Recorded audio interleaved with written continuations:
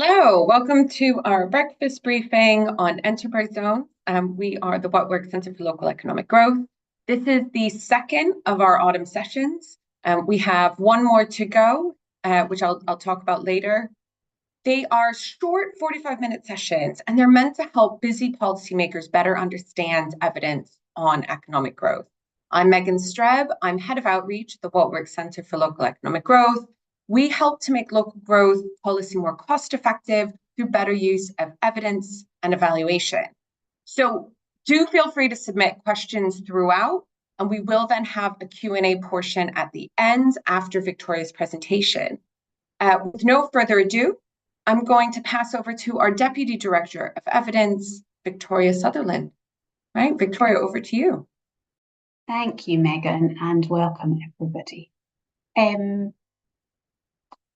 Okay, my slides are not moving on. Bear with me for a second. Okay. Okay, so we're going to talk about enterprise zones today. So enterprise zones are what we think of as area-based initiatives.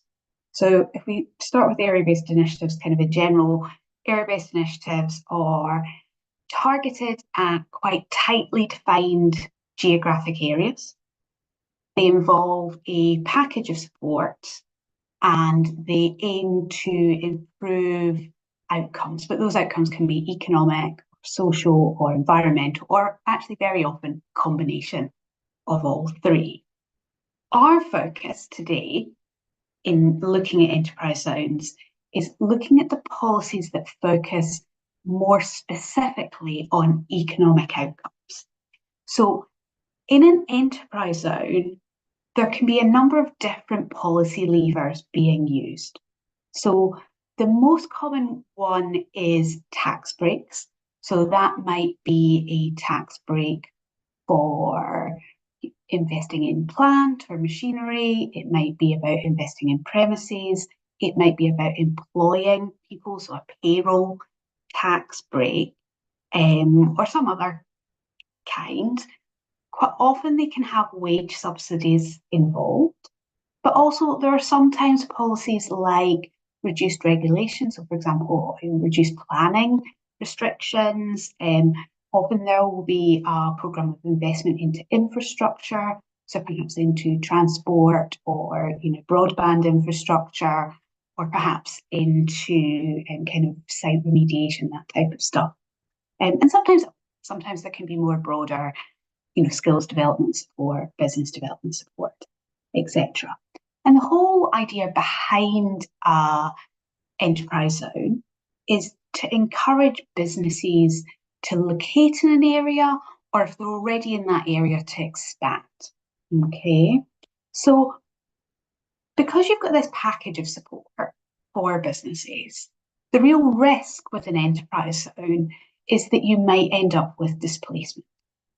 So you might end up, for example, with a business being located in one area and it moving those activities to the new area that's offering these tax incentives and those wage subsidies and the other support. So in that case, we're not getting new economic activity. It's just moving from one location to another. Now, there can be cases where that's a good thing. If perhaps you're concentrating employment into a single site rather than it being more disparate, especially if that's perhaps associated with a particular sector or cluster, and sometimes there can be benefits in that. But we do worry a lot about displacement. I think one of the things to think about when we're thinking of enterprise zones is that displacement should, at least in theory, be more likely within an area than it is across areas. And the reason for that is that the differences between areas may be greater than the benefits that you get from things like the tax subsidies and the tax incentives and the wage subsidies. So actually, if there's higher labour costs, if there's lower productivity within an area, then even though you're going to get these benefits from moving to it, it may not still be enough. So why do we do enterprise zones? And one reason that policymakers are keen on them is that the hope that they will create employment opportunities and that will benefit residents. And some of the policies, so for example, things like the empowerment zones and the enterprise communities and the renewal communities in the US, and the French, both urban and rural zones, they often explicitly are looking at how do we improve employment rates for our local residents. But there's a real challenge there because it's going to depend a little bit on what your labour market looks like. So if the labour market is quite local, it's more likely that people who live locally are going to benefit. Whereas actually, if you've got a much larger labour market, then you're probably going to get lots of in-commuting, and those jobs, in part, are going to be taken up by people from elsewhere. Now, because that's a concern, we're going to look at that when we get to labour market outcomes. I think the one other dimension to think about this is, we have all of these different policies across different countries, but even within, and there's lots of variation in terms of the tax incentives, in terms of, the approaches that they've taken, in terms of the objectives that they're trying to achieve. But the other thing that you get quite a lot of variation around is where they're targeted at. So essentially, you get two different kinds of models. You get EZs that are targeted at places that are disadvantaged, or perhaps not performing very well economically, have weak economies. And then, so again, things like the empowerment zone, the enterprise communities, the renewal communities, and the French zones very much fit into that category. And then you get other policies where you're targeted on much more kind of, places of opportunity, places that are already growing quite well, places where you've got quite strong economies. So that's the other dynamic that we have to think about a little bit when we're looking at the evidence on enterprise zones is this enterprise zone doing a similar thing to what we are trying to achieve?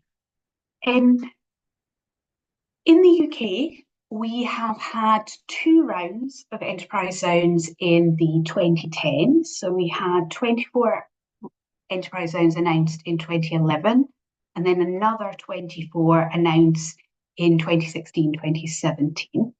In those cases, it's very much the kind of a mix of policy levers, very much the things that I was talking about earlier. So there's business rate rebates, there's simplified planning regulations, there was access to super fast broadband. I appreciate that we're kind of moved on to full fibre now.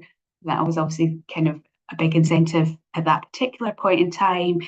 There were some tax reliefs around investment in capital equipment. And for the local authorities, there was quite a strong incentive to have an enterprise zone, because what would happen is you would get to keep the uplift in business rates, so the growth in the business rates, for 25 years. So that's quite a strong incentive, because that gives you a kind of a stable source of additional resources that you're not going to have to bid for. It's not competitive. It's not on a 3-year cycle, etc. Assuming you can make the enterprise zone work for you, and you saw that business rate growth. We've also had 2 more recent things. So the previous government has announced both investment zones and Freeports. And the new government has kind of indicated its continued support for those zones and Freeports that have been announced. I think one of the things that's quite interesting in terms of those 2 more recent policies is, whilst the mix of policy levers that they're able to deploy is very similar, the types of places that have been targeted are quite different, at least in terms of the narrative. It would be really interesting to see someone doing an analysis of how different they are actually in reality. But definitely Freeports have been kind of, the narrative around them is that they are to boost investment into parts of the country that have historically missed out. Whereas the narrative around investment zones is that they are located in areas with existing local strengths and significant untapped potential. And within that, what they have to do is they have to focus on one of 5 identified kind of priority sectors. So things like digital and advanced manufacturing. So that's kind of the context for looking at enterprise zones today. Anyone who's been to a business briefing, a breakfast briefing or a lunch and learn, or indeed any of our events will be sick of this slide, but I'm going to do it just in case there's anyone who is new. So when we're looking at the evaluation evidence, we're interested in the best quality evidence on what works. And what the way we define that is we are looking for an impact evaluation that uses a counterfactual. So we're not just looking at how does the outcome change in the place that receives treatment. So we're not just looking at what changes in, let's say, the LSOAs or the wards that get the enterprise zone. We also are looking at the change in the outcomes from areas that didn't get that policy, but are similar. So this is quite a high standard, but it gives us real confidence in the findings that there are. You know, we know that there's a really strong case to believe that those outcomes are due to the intervention as opposed to some other. Okay, so in terms of what we've got in this, we published an evidence review on enterprise zones back in 2016. It is still on our website. You know, go give it a read. It's a really interesting paper. We have more recently, though, done an update to that evidence review, and we're hoping to publish that in January. So we're very we're nearly there with it.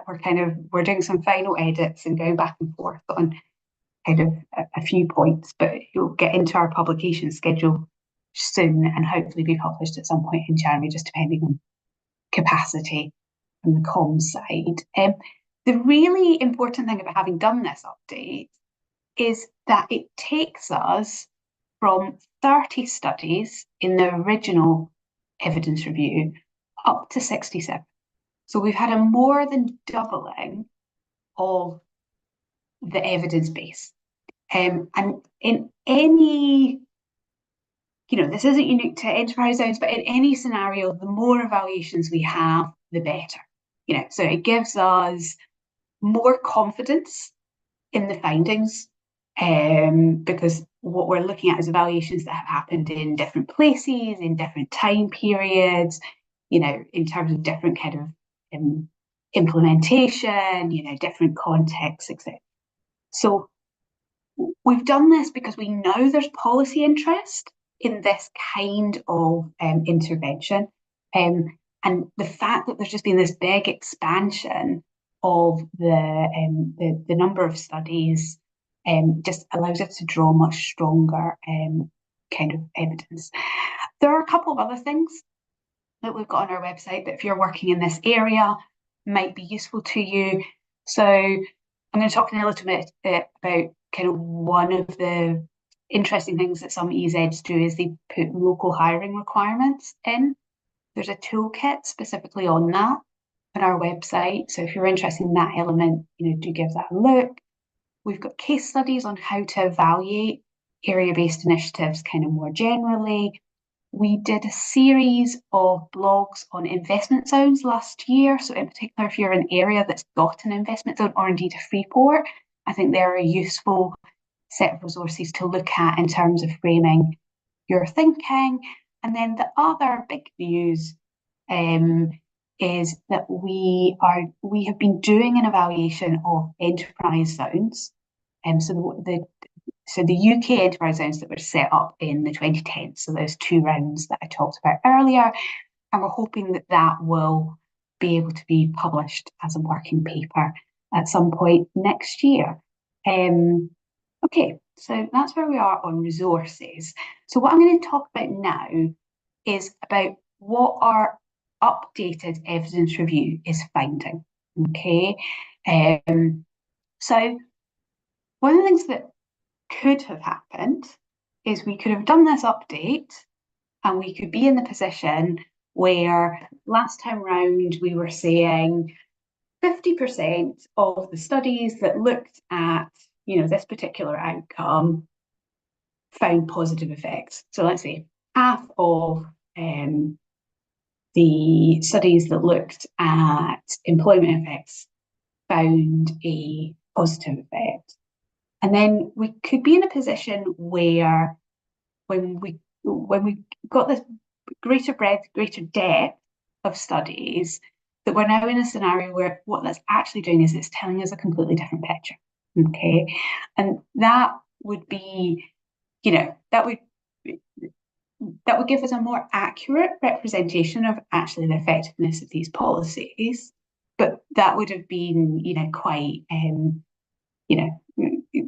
would have been quite a turnabout. So actually what we found is for the vast majority of the indicators that we've looked at, what we're finding is pretty much the same. So we often have, 20%, 30% more studies that are looking at an outcome.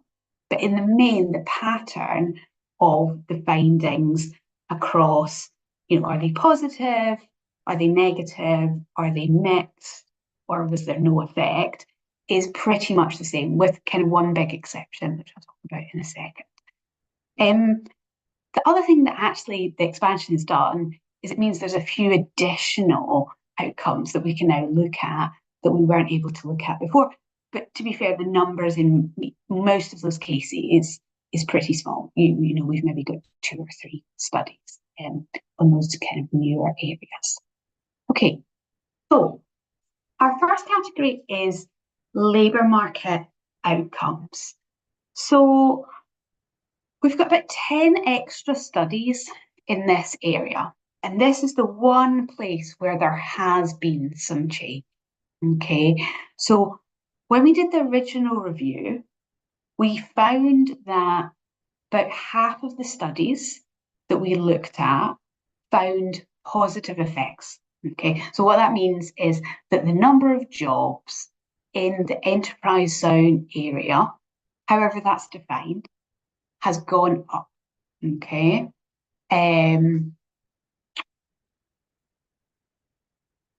With our additional new 10 studies, they predominantly are finding either no effects or quite mixed effects. And what that means is that for employment outcomes, we're seeing a kind of a drop from half of the studies finding a positive effect down to about a third of the studies. Okay, and similarly, an increase in the proportion with no effects and mixed effects. So that I think in itself, it's kind of really quite an interesting one. I think something that's a way that we think about this is you've obviously got some where it was deliberately targeted on an area where, that economy was struggling. So perhaps there was quite high unemployment, high levels of deprivation, etc.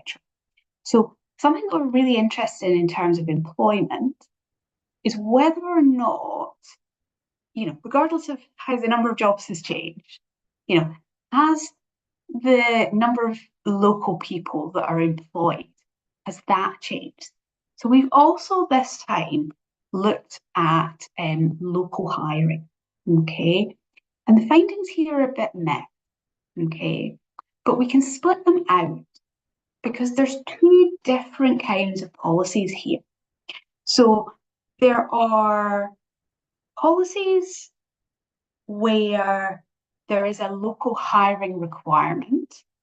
Okay, so what that basically means is, for example, in relation to the French zones, you got a payroll tax subsidy, so you basically didn't need to pay a bit of payroll taxes if the proportion of people who were employed in your business was over a certain kind of hurdle rate. So initially it was 22%, and then it went up to 33%. Okay, so you've got those, and then you've got ones where there wasn't a local hiring requirement. And in some cases, there might still have been, something to incentivize you to recruit. So, perhaps a subsidy.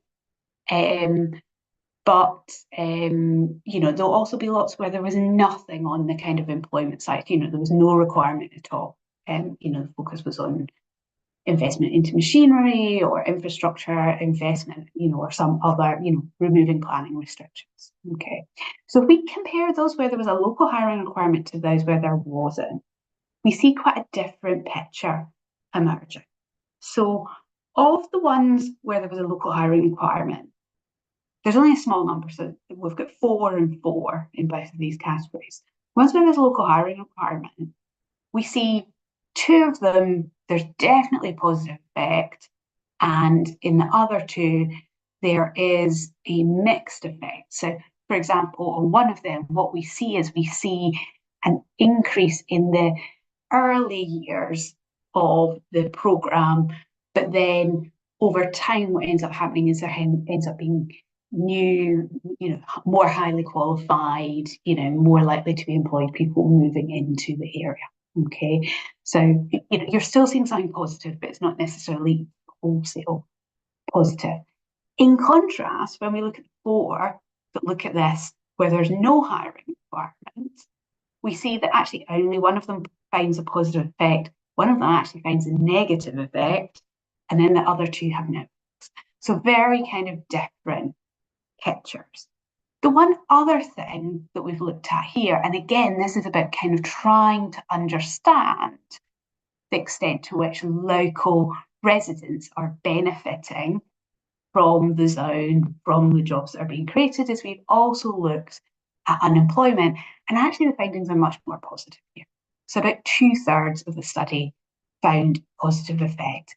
Again, there can sometimes, in some of the studies, be some element of displacement that is involved here. So what we mean by that is, well, perhaps if, an area was targeted, for investment, for these tax incentives, businesses were moving in, what ends up happening is actually you get different people moving into that area too, and therefore whilst the unemployment rate's gone down, it's not quite like for like, because the population in the area has changed, rather than it being a sign that necessarily unemployed people have been able to move into. Okay, we also have a bunch of studies that look at wages and income. And the reason you look at both is because sometimes wages can change, but that might be offset by, so let's imagine a world where wages increase, but actually that means your entitlement to some benefits has been reduced and that offsets it. Or the other scenario is perhaps people benefit from the enterprise zone in some other kind of form of income. So for example, there's one study for the States where you find that there's a positive effect on people's property income as a result of the said. In both cases, wages and income, what we're seeing is about half of the studies are having a positive effect. And generally, where there's not a positive effect, it tends to be just that there's no effect, rather than there's something, kind of negative happening. I think an extension of that is looking at poverty. And again, we're seeing about half of the studies demonstrate that look at poverty, demonstrating an effect on poverty. I think the challenge with the poverty studies is they're very much just looking at the zones, the policies that very much were targeted at the most disadvantaged places. Now, at one level, that makes sense.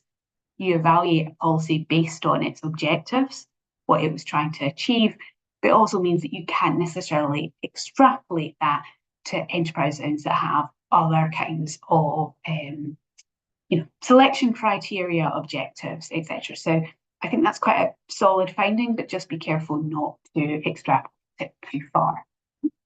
There's also a bunch of studies that look at business outcomes. So a really classic thing to do is, remember I said right at the very beginning that part of what we're doing is, you're trying to attract businesses to locate in the area or to expand within the area. Something that's useful to look at is, well, actually, how many businesses are in the area?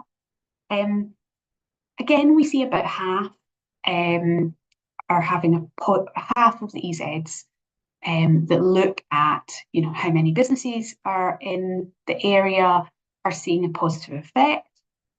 When those studies dig into that in a bit more detail, there's obviously new firms, there's firm relocations, but also there's quite often some firm exits. So it's not necessarily just that new firms are moving in or existing firms are growing. Sometimes what you find is that some of the existing businesses that were there are kind of moving out or are being displaced in some other kind of way. New businesses is another thing that some studies look at. And again, we're looking at about half of the studies with positive effects here. Again, all of these findings are kind of very similar to what we found in the 2016 review. There's then, and this is new this time, we've got a small number of studies that are looking at other kinds of business outcomes. So looking at investment, looking at firm productivity and output. So, very small numbers of studies. So I wouldn't want anyone to kind of draw far too much from these findings. But it is interesting that we're beginning to see a little bit of evidence on some, some slightly more nuanced kind of measures. I think the investment one is particularly important because we know that that's actually for things like Freeports and investment zones is a big part of governments thinking about why they're pursuing these. Okay, so something that we see in a number of studies, so I think 12 studies look at property prices or rent. This is quite a classic thing in economic development, that the benefits of a policy get capitalised into the value of property. Often when we don't find any other effects, you often will see an impact on property. And we see this here, again, very much the same as what we found in 2016, that it's generally positive. So I think 9 of the 12 find positive effects, and then there's one that finds some mixed effects as well. Last time, I think there were no studies that looked at commercial property. This time, I think there's one. But again, there's a real gap here in the literature. We would expect to see an improvement in property prices in the commercial sector, but there's just no studies that are looking at that. I said right at the beginning that displacement is one of our big concerns with this kind of policy. Should be stated, the vast majority of studies don't look at displacement, but the studies that do tend to find displacement.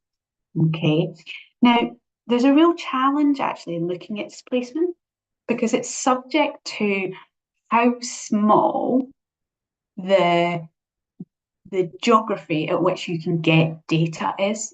Okay, so generally what you want to do is you want to compare either the enterprise zone to the wider area, so let's say to the local authority area, or what you want to do is you want to compare the enterprise zone to kind of other kind of neighbourhoods that are near it and that are similar. Okay, but that requires you to have quite small geography data. In terms of our enterprise zone evaluation that we're doing for the 2010 UK EZs, this is a real challenge. That actually, because you can only get data at the ward level or the LSOA level, and in some cases they're quite large, there's a risk that there might be some displacement going on, but that you're not able to see that because we haven't got granular enough data. Also, a few studies that look at spillovers. So this is, I guess these are positive in a way that displacement is kind of perceived as negative. That might be that, for example, some of the US ones in big cities, what you see is that employment is growing in neighbouring areas, not just in the EZ areas. Or you might see, for example, some growth in wages or employment rates in neighbouring areas as well. The final couple of findings. So two things that we're really lacking evidence on.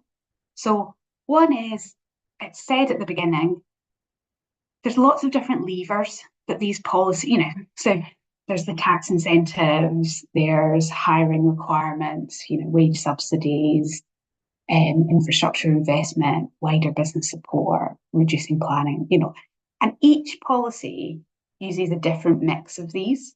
Okay, and actually, even within a policy, sometimes individual zones use a different mix of them. That's definitely the way the Freeports and investment zones have been set up.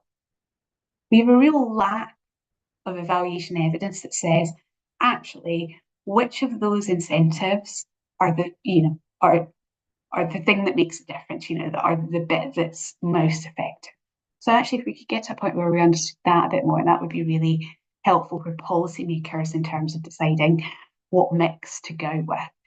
We also lack evidence on cost effectiveness. So even where we are seeing employment outcomes or an increase in the number of businesses or an improvement in productivity, how much is that costing?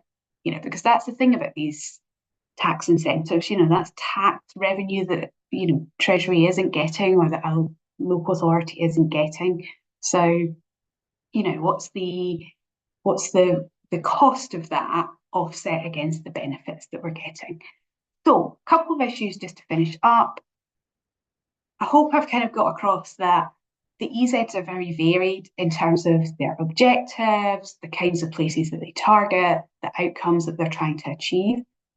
Make sure that if you're deploying one of these policy areas, you're really clear on what your objectives are, and make sure that you're using the evidence that reflects that. I think the second one's really just a little bit of plea of kind of realism. The reality is that the tax credits that are on offer and the other types of support must probably account for really quite a small percentage of given businesses' costs. And therefore, I think you need to weigh that up against, is it going to be enough for them to deliver that change, to move to a location or to decide to expand? And I guess also there you have to think about deadweight.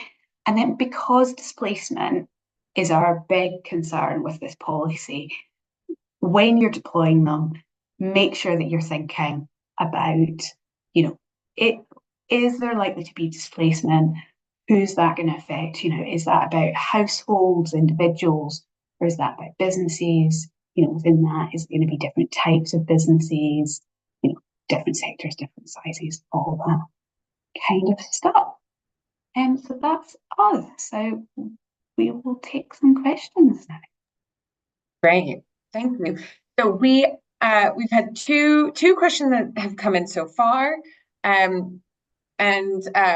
please do ask questions as you have them. Our director, Professor Henry Overman, is also joining to chip in as well. So we've had one that's come in on from someone. Is there evidence on which is most effective to delivering policy goals, providing incentives and hoping that firms react, or more direct intervention by and the example given here is setting up new firms or new agencies in order to have a more direct control? So I guess this is a much broader question than what we think of in enterprise zones. Yeah, I mean, so that's a really interesting one, and in a sense, it's hard.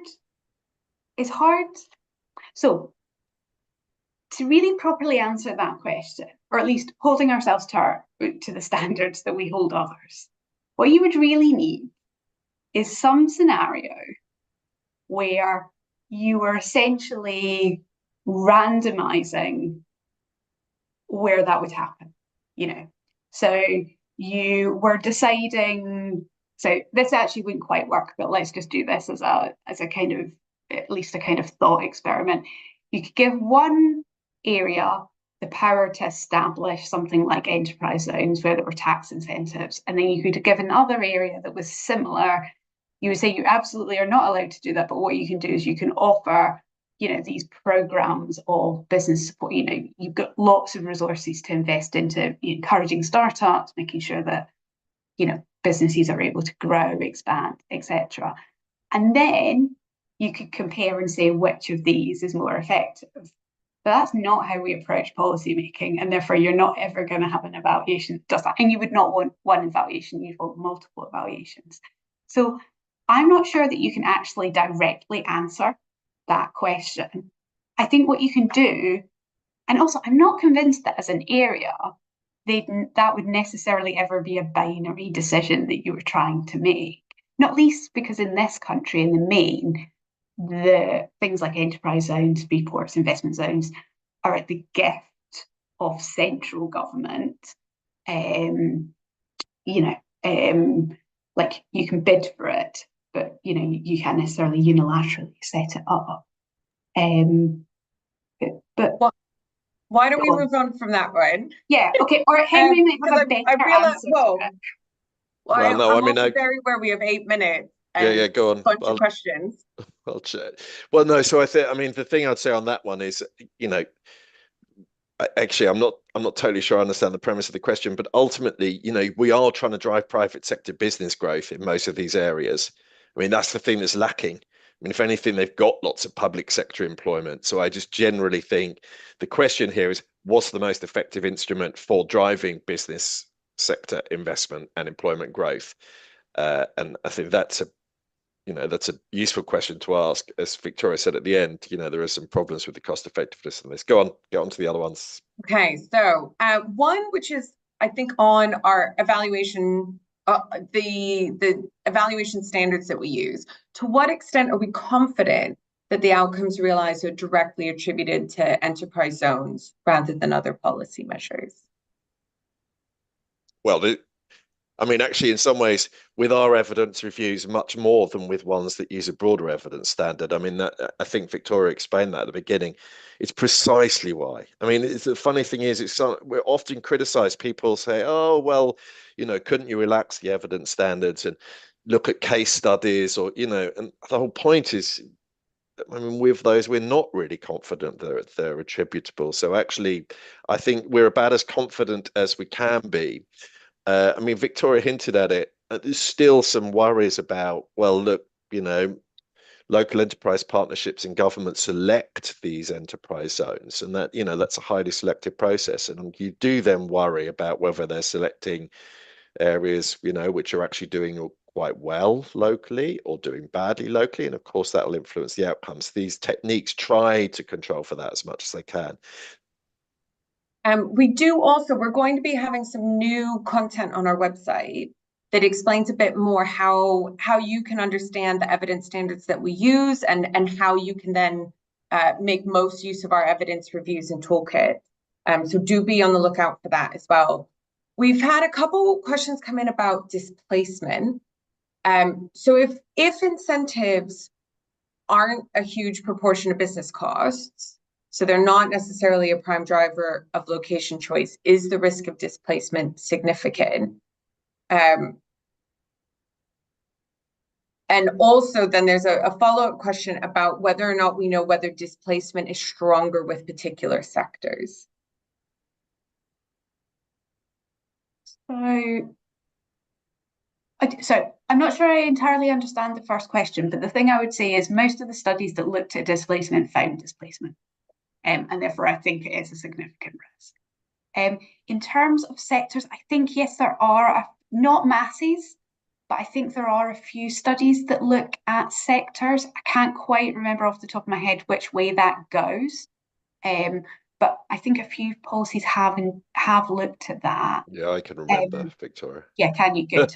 Yeah, well, it's partly because I wrote one of them. Okay, yeah. Which is always helpful. So, I mean, I think the thing is, Victoria hinted at this at the beginning. where, and this will tie the two things together. The risk of displacement is large where the cost of moving is small, right, for any given incentive. So actually the kind of things that you tend to get this, for example, the evidence suggests that local enterprise growth initiative generated a lot of displacement because it targeted small non-traded service firms, so things like hairdressers, etc., where literally you're moving 500 meters, you're getting the business incentive, you can still maintain your client base. So basically anything where the cost of moving is small and the locations are really fairly similar to one another, then you're at risk of large of displacement. So if it's really difficult to move your manufacturing plant, right, you're embedded in your existing site, then those small incentives won't do very much. Similarly, I mean, Victoria said this, if these small incentives won't do much for shifting you from London to Blackpool, if you're a firm that needs everything that Blackpool has to offer. So, I mean, the evidence is quite consistent with what the theory would say here, which is that the real danger is these are small incentives. So they're not going to create lots of net employment, but they're a big risk of displacement for stuff that would have been in the local area anyhow. And that seems to be what the evidence shows. Right. We have way more questions than we're going to be able to get to in 3 minutes. So what I'm going to do now is tell folks, if you work in local government, we will be answering the questions that didn't get answered on our online forum, which is on Knowledge Hub. So if you work in local government and you're not already part of Knowledge Hub, you can sign up at khub.net. You can then find us in local economic growth in the UK. And you'd be joining a group of over 100 other folks from local government across the UK who want to know the answers to these kind of questions. So we'll be putting answers there. I'm going to do the wrapping up and then see if I've got time for a very quick lightning question.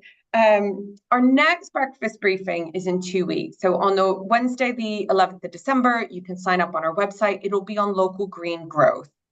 So we'll have a guest speaker for that.